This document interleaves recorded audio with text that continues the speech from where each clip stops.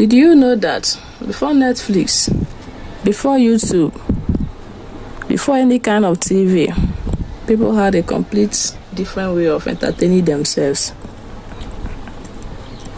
In African villages, every evening after a long day, people didn't turn on a screen.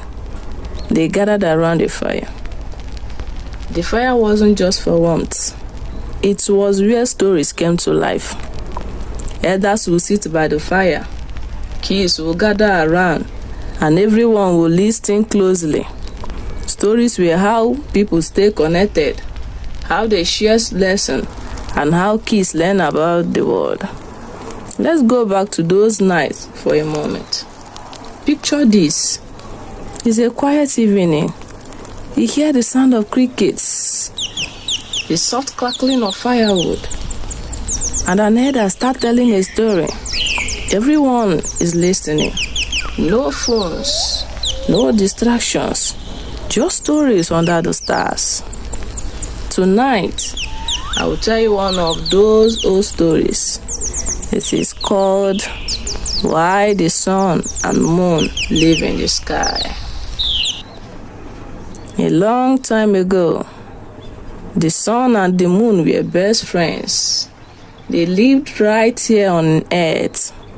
They would often visit their friend Water, who lived in the rivers and streams. One day, Sun said, "Hey, Water, why don't you come visit me at my house?" But Water said, "Your house is too small. If I come, I will flood the place." Sun said, "No worries. I will make my house bigger."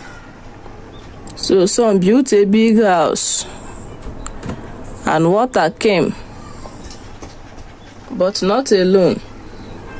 Water brought all his family: fish, crocodile, dolphins, everybody.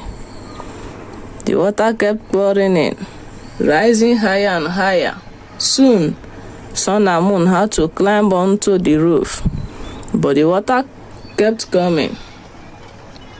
They had no choice but to float up, higher and higher, until they ended up in the sky.